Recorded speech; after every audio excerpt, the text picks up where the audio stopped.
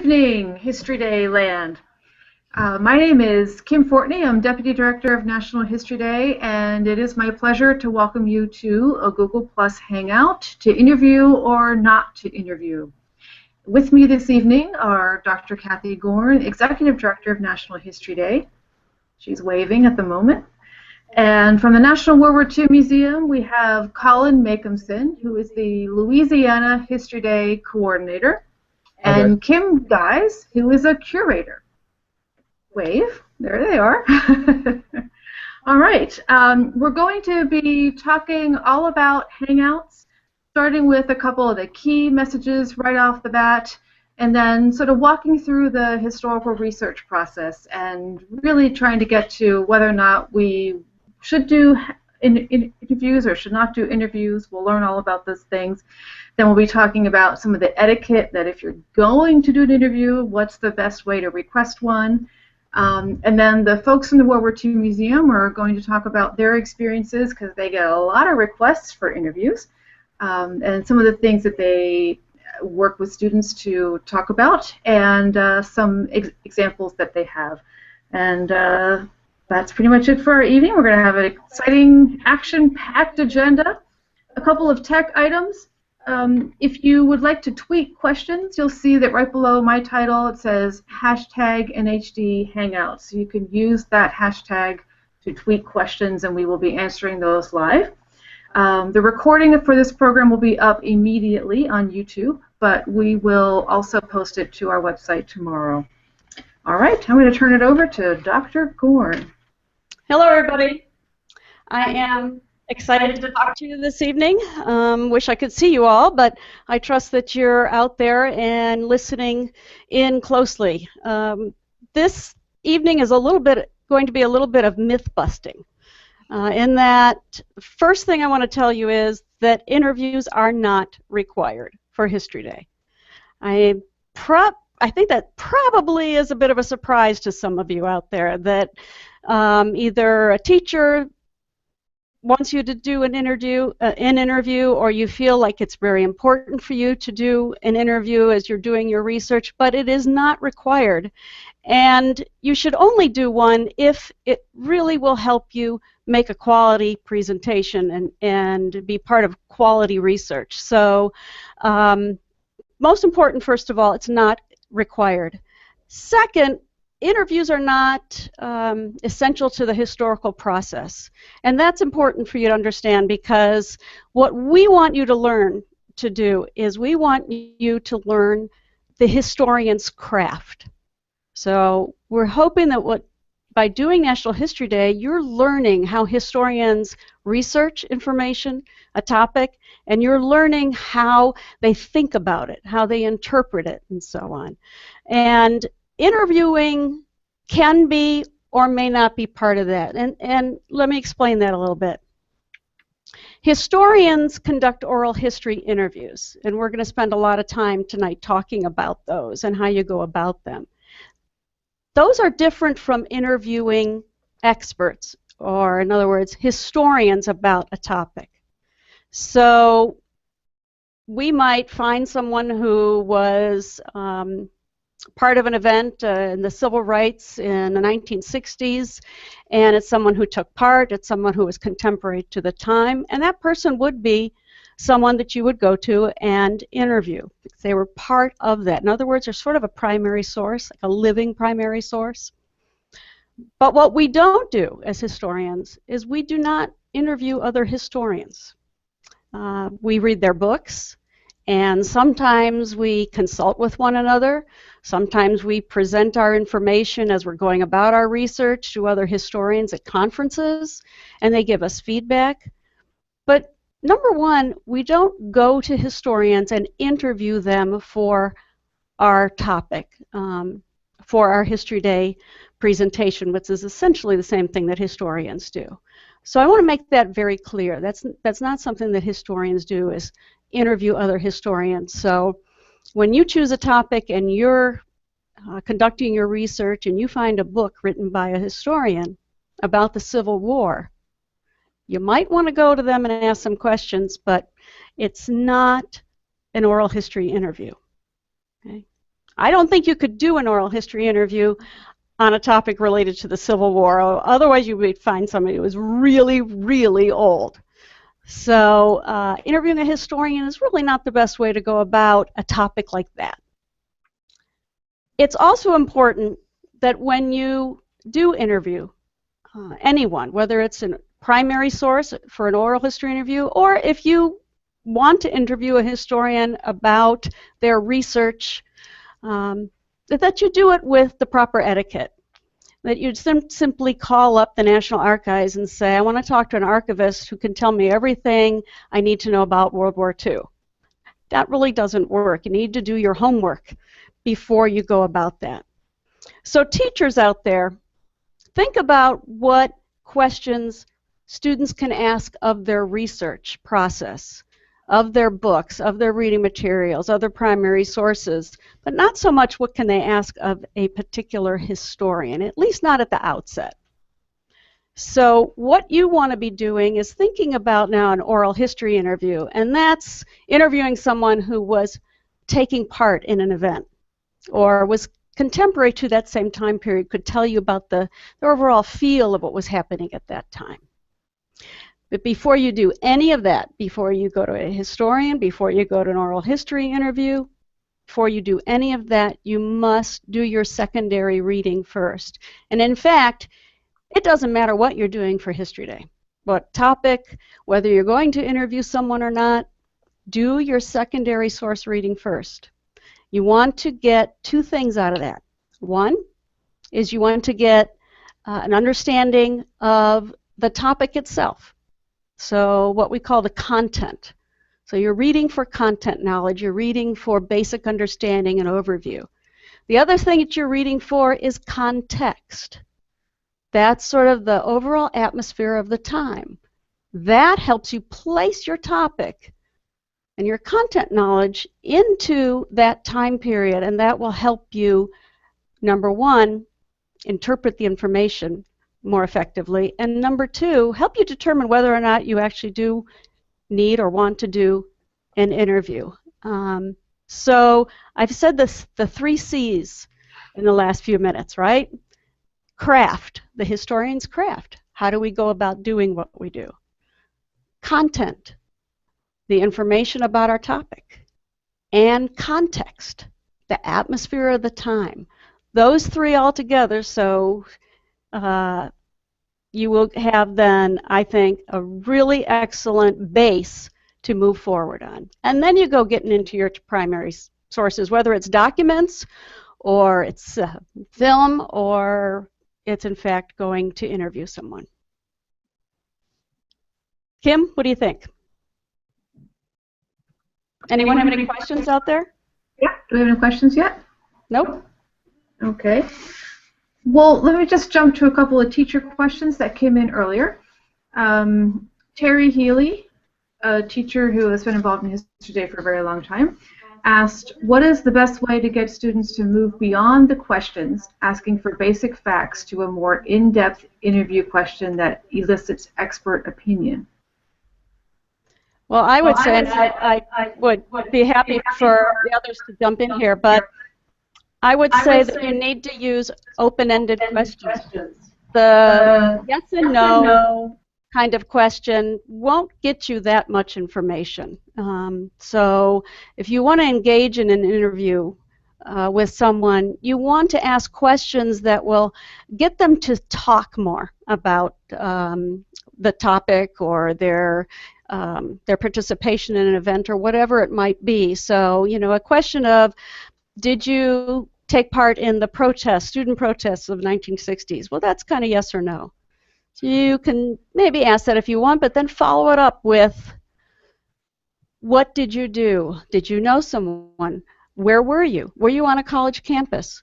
What was it like? How did you feel? Those are open-ended questions that will give you much more information than the simple who, what, where, when, why kind of thing. I think that's an excellent point. And you talked about the 3 C's Dr. Gorn mentioned, craft, content, and context. That conversational approach is a great way to take this. You don't want to ask or have a request for an interview for simple yes or no's or to find answers. You can find answers yourselves. And often when we get requests here at the museum, that's where we send students. If it's something we have a fact sheet or a gallery or a primary source resource or research starter, we send them there.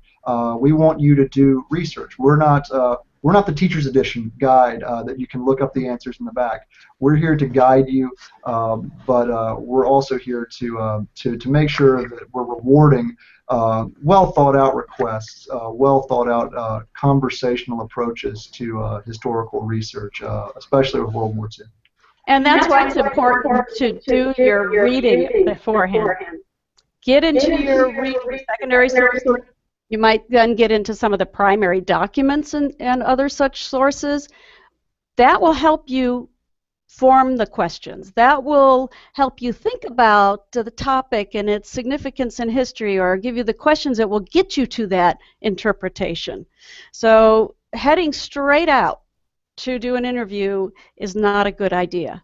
It's just the same thing that we say when you head straight to the primary sources, go straight to the documents. After you've chosen your topic, that's where we go. That's not where we go.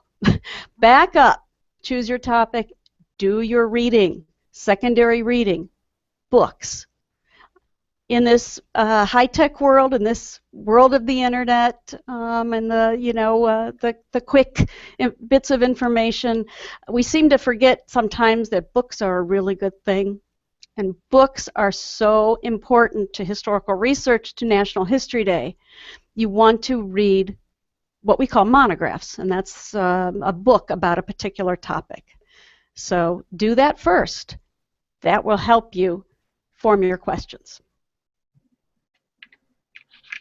And before I get into the next question, I'll just add to that if you do your secondary research first, when you do get into the primary sources, they will mean a lot more to you. And you might find that you don't have to go back and forth to look at them to understand fully what the context is that you've just read. Okay, our next question actually takes us in a little more to talking about the etiquette of interviews. So we have a question from Amy Dreyer, who is a teacher in Calvert, Maryland. Amy has asked, what is the best process for getting in touch with an author of a book or a professor at a college? Well, let's talk about that. So if you are going to do an interview, and again, we've talked about when to do one and why you may or may not want to do one, especially with a historian, there are certain things that you should do. And the reason that, one of the reasons why we're doing this program tonight is because sometimes we hear from a historian or an expert or even sometimes a celebrity who has received a lot of requests for interviews. Oh gosh. What's wrong? Pardon me. I thought I was muted. Never mind. No, forgive you're me. good. We can hear you. Okay. Sometimes a historian or an expert or celebrity will receive so many interviews from students that they begin to feel like they don't quite have enough time to be able to give students their full attention.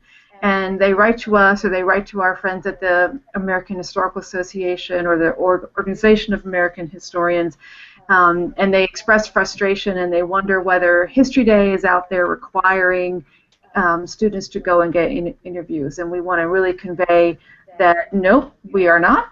It is not required. You do not have to do that. But if you're going to do it, here are some ways that will help you be successful in your request. The most important thing to do is to put your request in writing. And you can do that by email. You could also do that by the good old-fashioned letter that you send through the postal mail. It slows down the process a little bit, so you'll have to give yourself extra time to wait for a reply.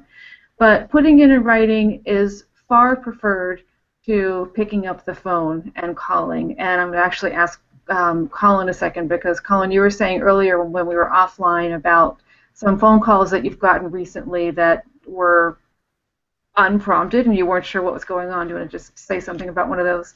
Sure, and obviously any of the examples I or Kim bring up tonight, it's names changed to protect the innocent, all that type of stuff. But fairly unprompted. People, myself included here at the museum, we're educators. We want to help people do research to find their way. That's part of our job, but we want to do it in a fashion where it's meaningful and we're giving the information that's helpful. I had during lunch last week, in what sounded like a very noisy cafeteria, a student called me and said, like, "Hello, I have some questions about the Bataan Death March." No, hello, how are you? My name is, this is what I'm doing. Just straight in, hello, I have some questions about the Bataan Death March. Which I had the student back up, explain what they were doing, and eventually got them down to putting their request in writing through email, and it was all worked out. But catching someone off guard, or especially in a noisy space, what sounded like a crowded cafeteria, you want to make it easy on the expert. It's a request for an interview, which means you are asking them for their time, for their knowledge, for their patience, and for their help. These requests can be denied. They can be said no to. But to give yourself a better success rate, call from ideal conditions when you have a nice clear reception on your phone, or a nice quiet classroom, or where you're not going to be sounding like you're in the middle of a melee. Thank you. Or better yet, put it in writing in an email or a letter. And when you do that, take extra care that you're using proper punctuation and capitalization and spelling and grammar. All of those things, as your teachers and parents have told you forever, really do matter and will help to get that letter or the email read. You want to use a formal tone. You want to say, "Dear Mr." or "Dear Dr. so-and-so," their last name. So you don't want to reach out to somebody you've never heard of and call them by their first name. Or say "hi" or something along those lines, or "hey you." We've gotten a request with "hey you" as the salutation. You want to introduce yourself. You want to explain why you're writing. You know, "I am so and so, and I go to this school in this state, and I'm doing a project for National History Day, and I'm really interested in this topic." And then you want to go into what is your depth of knowledge. You want to make sure that the reader understands, hey, I've done a lot of reading.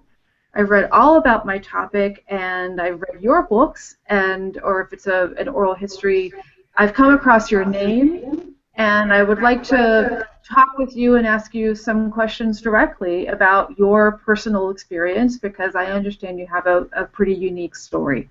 So that sort of thing that right off the bat tells the reader, this is a student who is prepared, who's done some research, who really is engaged in the topic, and I want to keep reading.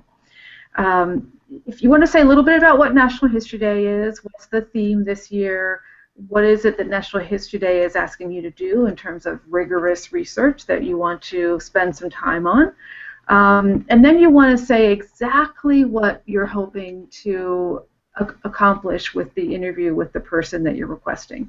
So what would you like? Would you like to come to visit them at their office with a parent or a teacher? Would you like to meet them somewhere in a neutral location? Do you have a sound studio you're inviting them to come in and participate in? Would you like a phone call? And you want to think about all of that and think about that in advance. You want to be asking for a time to talk with them that's at least a week in advance, so that you have time for them to get back to you and to make plans. If you can do 2 or 3 weeks or longer, that would be great. I know sometimes times are tight, but more time is better. You want to, little things like you want to make reference in their time zone so that they're not having to calculate time. You do that for them. And then you want to proofread that letter. You want to look it over 25 times, have your teacher read it, have your mom or dad read it, and then send it. See what happens. If you get a response and the answer is no, then you send a very quick "thank you for your consideration. I'm glad that you looked at my letter." If you get a yes, then you jump up and down and you write back and you ask how you take the next step to go ahead and actually schedule the interview. You want to send a confirmation maybe a day or two before, and then after you have met with them, you want to send a follow-up "thank you." a written thank you that you put in the mail or send by email as soon as you can, within a day, preferably. And at some point, ask the person if they would like to see your finished project, and probably the answer will be sure. And then make sure you follow up and actually send that project. So those are some of the things that you'll be able to find on our website tomorrow, as well as some sample requests that you can use as a guideline when writing to somebody to request an oral history interview or a secondary interview. All right, I'm going to turn it back over to Dr. Gorin for a moment. I'd just like to emphasize the importance of etiquette and being prepared and then writing to the individual and showing respect. I think people are more than happy to talk to students. That's been my experience. They enjoy that. They are happy to help you learn, but they can be quickly turned off if you don't go about it in the right way. And Kim just mentioned that you can send an email, or you can send do the old-fashioned thing and send a letter through the regular mail. And I encourage you to do that, because we don't get the same amount of mail that we used to, right? We get so much through our email and through the internet, but you don't get the same amount of mail, personal mail, that we used to, and so it's kind of a novelty. Kind of makes you look again, look twice. Oh, look at this letter, I've got it, and this appears as coming from a school. And I think people are even more willing than to pay attention to it, to read it. You know, sometimes we open up those emails and we kind of skim over things, but a letter in front of you, that just, I think, makes people sit up and pay a little bit more attention. So I encourage you to try it that way. Yeah, I agree. It's having knowing where to address the letter to, especially if you're sending it to a large institution. The National World War II Museum has many employees, many departments, of finding out who you want to answer your question. Is it an educator or a curator? Addressing it simply to an institution like the National Archives, that's a pretty big place to address anything, or sending it to the Smithsonian. There's immense places that could end up. You don't want your letter or email even to go to this dead letter office. So that etiquette we're talking about, doing your research, even to finding out who you want to answer your letter or email. Spelling your email address correctly, so when I hit reply, it doesn't bounce back to me or whoever else is answering it. Simple things that may seem like no-brainers. Duh, I know how to do that. Believe me, doing simple things like that will increase your chances of success tenfold. All right, so Colin and Kim, while you're up, would you like to talk a little bit about some of the experiences you've had with requests that you've received and how you've responded to them? Sure. Like I said earlier, I've brought some examples with me of things that I've removed. Any personal information or anything like that. Most of them are from a few years back, so no one is named or shamed or anything like that here. But in terms of what a student is doing right or what a student is doing wrong in certain of these situations, and then I'm going to ask Kim some of her experiences working with students. And like Dr. Gorn and Kim said, we like working with students. We're not the boogeymen. We're not here to judge and critique and slam phones down on people or not answer emails. We want to help, but we want to make sure you're doing the due diligence and showing us that you're really putting a lot of time, thought, and effort into what you're doing. So I have a few of these emails that I grabbed just as examples of some good behavior, good amounts of etiquette shown, and then some where it's a bit lacking. So the first one I'm going to read here, an email, and this is it in its entirety. I'm doing a report at school on World War II, and I would like to ask some questions, period. That's an email that's less than 20 words in total, and it immediately announces to me and anyone else who receives it that not a lot of prior thought or research or really an idea of where you want to go has been put into it. Requests like this don't do you any favors. They make your request that much easier to back burner or to not respond to. We want to get the idea that it's like Dr. Gorn said, it's something you've thought about. You've read someone's book. You've visited someone's museum. You've watched a lecture or an interview with them, and you have other questions. Sending a short request like that with never introducing yourself, never saying how I should get back in touch with you, basically leaves me with what's my action? What am I supposed to do to respond to that? I have some questions about the war. Me too. I do too. So it's giving you, like Dr. Gorn said, that conversational tone. Don't have it be something that could be a one-word reply. So that's my first example of sort of things not to do. Number two, here's another email that I received for information that's a bit better, but still has some problems with it. Hello, I'm doing a project on World War I and II, and I was wondering if you could send me any information on this subject. I was looking for some information online and found the National World War II Museum and thought I would give it a try. The information on your website helped me a lot, but I was wondering if I could have any more information deeper on the subject. Thank you for any effort you can make in helping me. First of all, it's polite. I like that a lot. It's a request. That tone is in there. Compared to the first email, it's a lot better. But again, it's asking for any information. I could send back any information that I know about World War II. Adolf Hitler's last meal was spaghetti and meat sauce. But I doubt that's what the student wants, and I doubt that's helpful for them. It's vague, and again, I don't know what they're really wanting me to respond to. And it's not specifying when they would like it.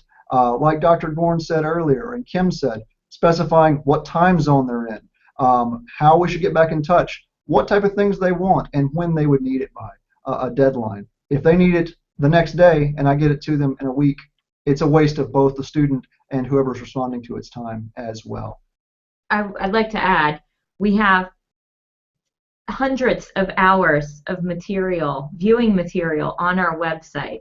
So although the student did say that the information on the website helped a lot, but could we send any information deeper on the subject, leads me to believe that not a very thorough search was conducted of the material on our website. So maybe that lies on us as well. But and that's a typical response for myself and our curatorial staff as well. If we have something that's a great primary source, that's where I'll send students. I'll say, watch this oral history interview or read this document. Read these primary sources. Me transcribing them or paraphrasing is not going to be nearly as effective as you viewing them for yourself. And on almost all of our research starters, our oral histories, we provide how you should cite this in a paper or things like that. So we try to do as much of the work for you. When it was written, where it's from, the date, names, and places. Here's an interesting one that we get from time to time as well. The ones that are specific but then tail off towards the end. I'm doing a project on the Battle of Iwo Jima for the National History Day competition. Would you be willing to speak with me on the subject? I can speak with you after school today at 5 p.m. Eastern. So the student knows what the student wants. He's got a topic. He knows what he wants to talk about. Can I talk to him today? No one wants to feel like you're doing something that's rushed or that you're waiting to the last minute. And maybe that's not the case. Maybe the student has great research, has done a ton of readings, knows Iwo Jima backwards and forwards, up and down. But asking for an interview, requesting an interview on the day you send your request, it's asking a lot. It seems somewhat rude, but then also it does seem like you've waited to the last minute and you have to get this to your teacher by the end of the day. So again, just like that first interview, read it over. Like Dr. Gorn said, make sure the tone is correct, that you're giving enough time for the experts to respond, and really, really think about what you're asking. Couple more. I'm doing a research paper on Operation Valkyrie, and I'm looking for some resources and information. Are you an authority on Operation Valkyrie? Operation Valkyrie was the attempted assassination of Adolf Hitler in 1944. Are you an authority? And if so, can I ask you some questions? If not, can you point me to some resources? I'm specifically interested in the plot to kill Hitler and the aftermath of the assassination. It's focused, it's asking something specific, but it's asking, am I an expert? Am I an authority? The answer is no. It's finding who you want to address with your requests, finding someone specific, not just throwing requests, fishing for information out there to see who will answer and who will reply.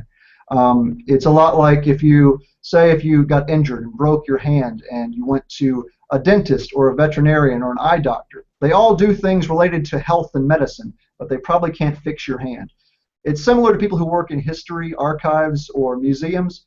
We are students of history, but we're not students of the same thing. So being specific to know who your audience is and who you're trying to receive information from.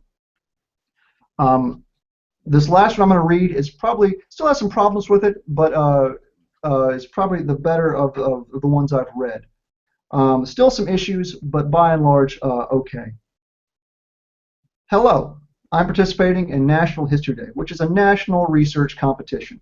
Every student picks a topic and researches it fully, in depth. This year, the topic is Encounter, Exploration, and Exchange, and for my project, I chose the encounter at the Battle of Bastogne between Americans and Germans.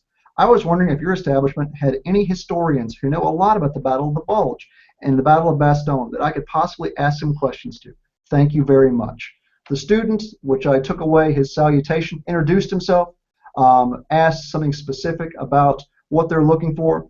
Still some issues, didn't say how we should respond, what time zone they were in, the deadline, when they would like their information. But this was a request that ultimately made its way up the chain. It was sent along to one of our curators, and one of our curators answered the student's question. And the student, just like Dr. Gorn said, after receiving the information, sent a thank you reply email saying, thank you so much for your time, and I will let you see a copy of my documentary when it's completed, which is exactly hitting it out of the ballpark. These other issues notwithstanding, the student made up for it in the end. So I'm an educator here at the National World War II Museum, but I have with me Kim Geis as well, who's introduced earlier and who's spoken a bit. One of our curators here at the National World War II Museum, one of our experts. So very often requests come to me and I send them up to people who have real specialized expertise in World War II topics. So Kim, with some of the research and interviews, requests that you've had for interviews, what are some things that students should do and one things that you think they shouldn't do? Well, specific, very directed questions are excellent. So questions like, well, this is a tough one, but it is a true example that I did receive, is how did women entering the workforce during World War II affect society? So that's a very broad question, and it could have been a little more specific, but it was, you know, it's a good question to ask nonetheless. You know, the more specific a question can be, the better, certainly, and the better answer I can give. Typically, I have prepared a lot of research guides, and I do receive a lot of very similar questions over and over. And so I have been able to compile research guides that are full of oral histories and full of people who live the story, who lived through World War II, who can then explain it in their own words. And I am happy to point students to those research guides that I've compiled. Like Kim was saying, finding primary sources here as well. And like Dr. Gorn said, working in a museum, working in an archive, it's finding people to speak to. Here at the museum and at other museums like ours, there are still living primary sources, people that you can talk to who went through World War II or the Civil Rights Movement or the fall of the Berlin Wall, people that you can talk to. And that's where these oral histories are very valuable.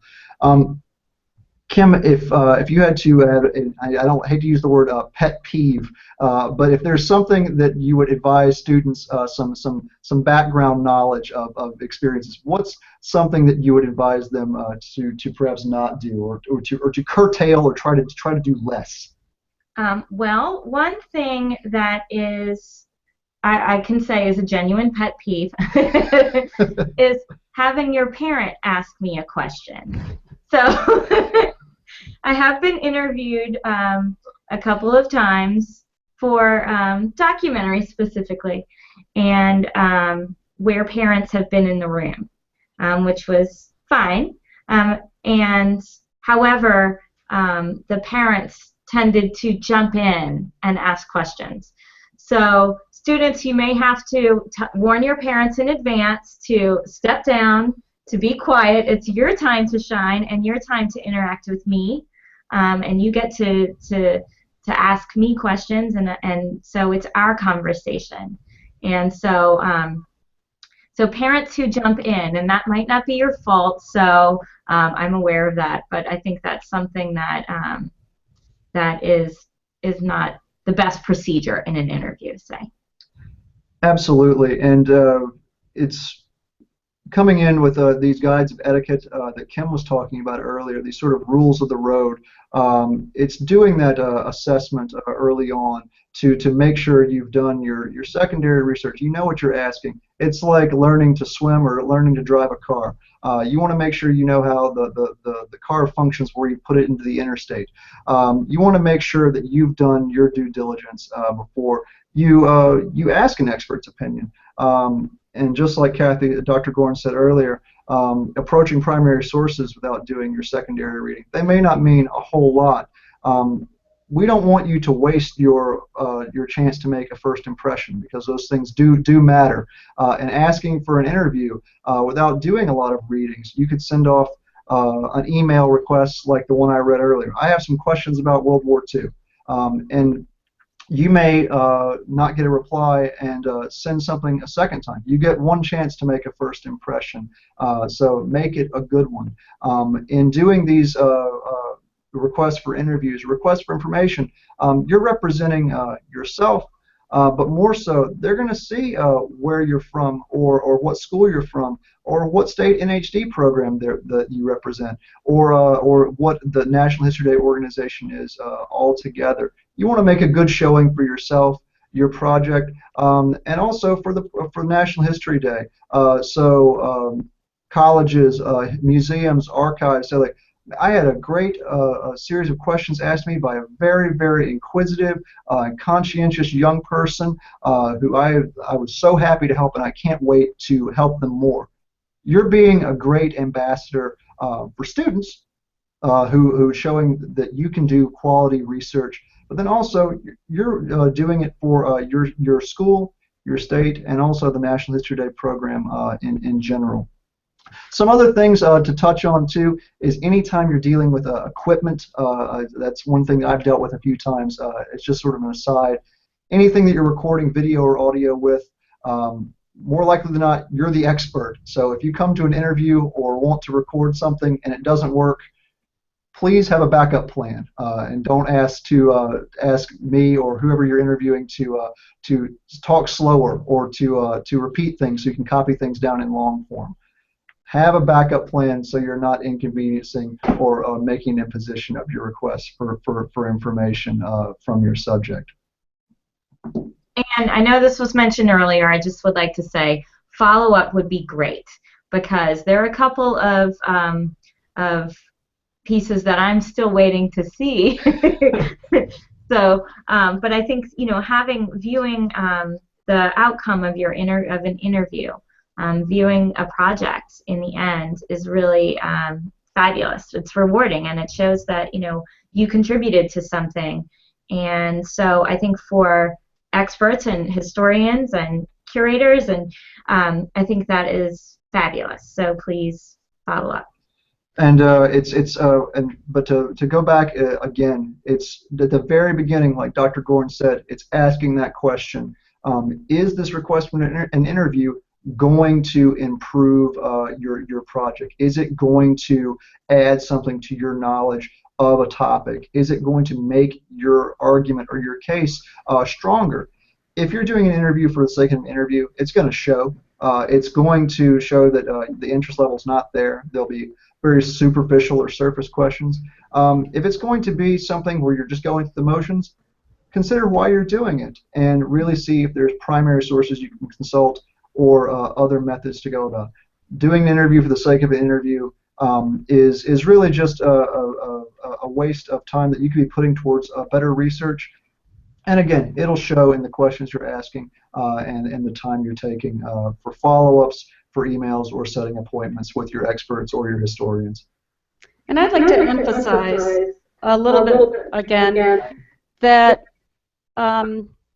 when you do your research and you're doing your secondary reading, it's okay to go out and consult an expert, but that's not an interview. It's not an oral history interview, right? If you want to consult an expert on how women in the workforce and how that had an effect on society in World War II, you need to do your reading. You can find that in secondary sources. Then you might want to go to a curator like him or an expert or a professor in a university that's written about that for clarification, perhaps, or to have a discussion with the expert to make sure that you're on the right track. But again, remember, that is not an oral history interview. And generally speaking, that's just really not what historians do. So it's important that if you do contact that person, etiquette is critical, but also remember that if you're going to be looking to do an interview, make sure that it's really something that pertains to your topic and you can find someone contemporary to the time of that topic. Otherwise, use your primary sources, use your secondary sources, and go from there. So we had a question from, I think it was a student, who wanted to know what are some ways to find an appropriate person to interview? So whether that be an oral history interview or maybe a historian to consult about something, where could somebody find the name and contact information for somebody? I know for just speaking for World War II, I work here at the National World War II Museum, but I'm also the Louisiana State History Day coordinator. So my name and contact information is very widely available through NHD, if it's a World War II or a World War II military history topic. My email is there as the contact.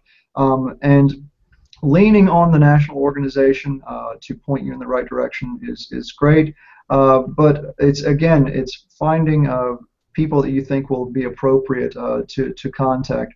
And again, if it's something where it's not, if I'm not the right person to talk to, I'll tell you, but it won't be just that. I'll make sure I go through my institutional Rolodex to think, well, who could I talk to? I'm a World War II person, and this is a World War I topic. I'm going to send them to the World War I museum, or something along those lines, or at least give them a hit list of places they can consult as well.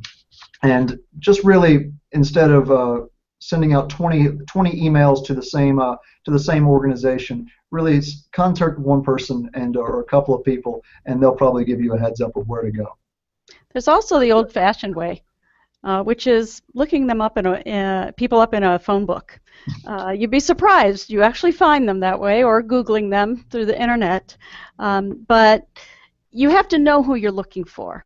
You can't just, I'm doing a topic on something that's more recent, so that there might be some individuals out there that you could conduct an oral history interview with, but you need to know where you might find them. Who are they? What type of individual will help lead you to where you might find them? So let's say you're doing something on the sit-ins of the civil rights movement, but you want to look at something that's in your own hometown. And so I highly encourage you to look for topics in your own hometown, your own communities, your own state, and then look at those national connections. But if you look in your own hometown, you might be able to find individuals then that you could interview. So do your research. An overall book on the sit-ins and the civil rights movement is not going to give you names of individuals that you might search for to conduct interviews, but it will give you some ideas about where you might look in your own area. Local historical societies are great places to go for that. Look at newspapers of the time. Newspapers of the time are great sources because you'll find names of individuals who were taking part in certain things. And then you'd be surprised. Open up the phone book and there they'll be. So we had a question about how to use what you find in an interview.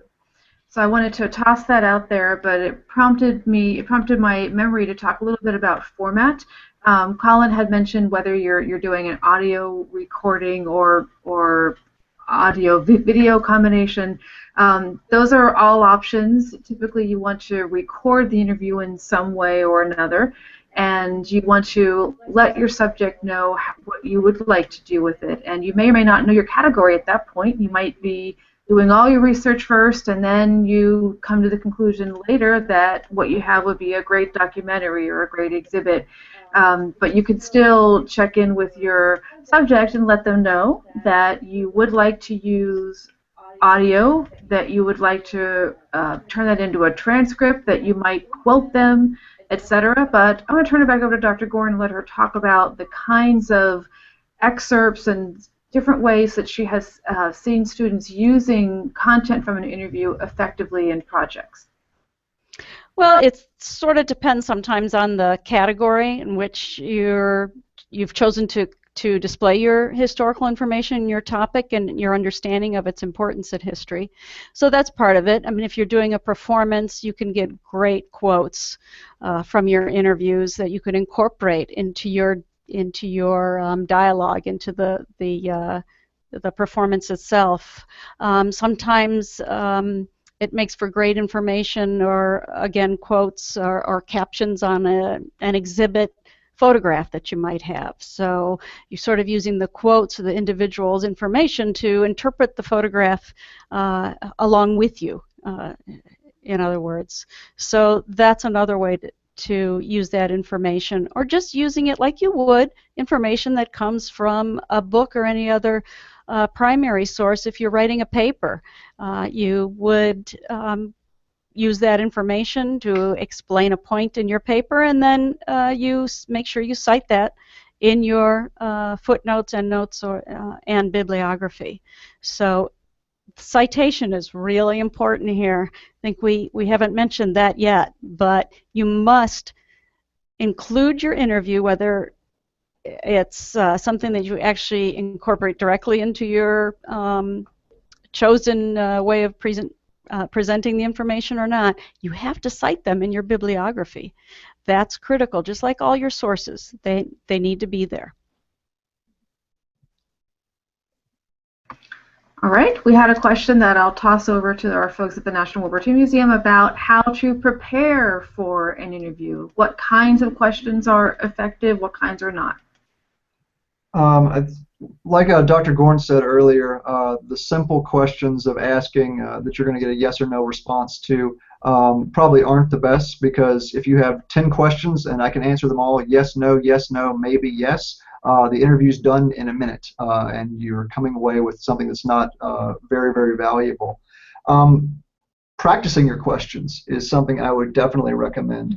Not in a stagey or acting or overly dramatic way, but so it sounds like you're not reading something off of a grocery list, that you know the subject matter, but then also that you put in chances for those secondary questions that may come up, that conversational tone we were talking about earlier. Preparing our questions and also knowing the time constraints that you're working with as well. If you're putting in a request for 20 minutes of someone's time, you don't want to wait to have your big a big question right at the end and run out of time without your question being answered. So these conversational questions are the best to show that you've demonstrated that you have some working knowledge of the subject, that you have some command of the terms or the times that these events were occurring, and then also putting in the chance there for these secondary questions, like Dr. Gorn said earlier, these simple sort of follow-ups of if you and why or how or what. Could you name the following? Things like that add a little bit more of a chance that even if you're not getting the answer that you want or you think you want, those follow-up questions or opportunities are there. The single word answers, the yes or no's, it's not taking a test. You're doing research, and a yes or no doesn't look so formidable or impressive in quotations of Dr. So-and-so or Mr. So-and-so says yes, or Mr. So-and-so says no. Find something more substantial to ask, something more meaty that'll really anchor your argument and really enhance your project. I also think that you need to take a look at what oral history interviews have been done already. Hopefully, when you do yours, if you do one, you'll make sure that you're going to make that available somehow to other historians. So you can find oral history interview transcripts in historical societies, in museums. Of course, the World War II Museum has many wonderful interviews that you can find there on their website that have been videotaped. So sometimes it's not necessary for you to go out and do it yourself. You can find those that already exist and incorporate them into your research and then into your presentations. Mm-hmm. Don't reinvent the wheel if you don't have to. And the resources that you will find on our website tomorrow include a source list of places you can go for additional information, not just on how to do interviews or why to do interviews or tips about them, but some sources for repositories, meaning libraries, archives, museums that hold and house oral history interviews that you can go and look at. And they're wonderful. They're fun. You know, it's kind of like going through an old newspaper and you get lost in the advertising section. You can have fun going through all of these oral history interviews and really enjoy the many aspects to them as people talk about their experiences with an event. There's nothing like hearing somebody talk about something that they witnessed firsthand. It can be quite passionate, and I recommend that you do that. All right. Colin or Kim or Dr. Gorn, did you have any final comments or suggestions? Just no. It's the fact that we very much are here to help. The knowledge that an institution or an individual has is not there to be bottled up. It's there to be shared. That's why people become experts or historians. They don't want to squirrel this knowledge away and not share it with anyone. It's just finding a way to access it. And like Dr. Gorn said, a lot of the time it's been done. And that's great. You can watch an oral history interview or you can go to a primary source. But it's finding the inroads. And if you feel that consulting an expert or asking for advice will be helpful for your topic, do it. But make sure you've done the legwork and the due diligence on the front end before any requests go out or any asking for anyone's time. And don't forget the 3 C's. Craft, right? Hone your skills as a historian. Content. Read first. The secondary material, the books, the articles, and so on. And number 3, context. Don't just read about that particular event. You have to understand the context in which that event takes place. If you do that, then you will be able to interpret why that topic is important to history. And remember, that's kind of the #1 thing for History Day. That's what we want you to figure out and convey to us is the so what. Why do I need to know? can't tell us if you don't have context. And like I like to always say, and many teachers have heard me say this already, no context, no contest. Don't forget. Okay. Well, so you can go to nhd.org tomorrow. You can find a research checklist. You can find an etiquette checklist with even more information than we had time to provide tonight. You can find sample letters of requests that feel free to steal from those. Please put things into your own words just because it will sound more like you and less like us. You'll find tips about preparing for your interview, and again, you'll find research resources that you can find online and elsewhere to go and hear and listen to and read lots of existing oral history interviews, but also find where you can search for those of your own interest. We have a feedback survey that if you look on our website right below where you're watching this, there should be a link, and we'd love if you would go and click on that and tell us exactly what you think about our program tonight. If you had any lingering questions that we did not address that didn't make their way to us, please send them to us that way. I want to thank our folks at the National World War II Museum. We do a lot of work with them, and we really couldn't do what we do as well as we do without them. And so thank you, Colin. Thank you, Kim, for your time this evening. Our pleasure. There we go. And thank you, Dr. Gorn. Thank you. And thank you, History Day Land, and good luck, everyone, with your projects this year. Good night. Good night.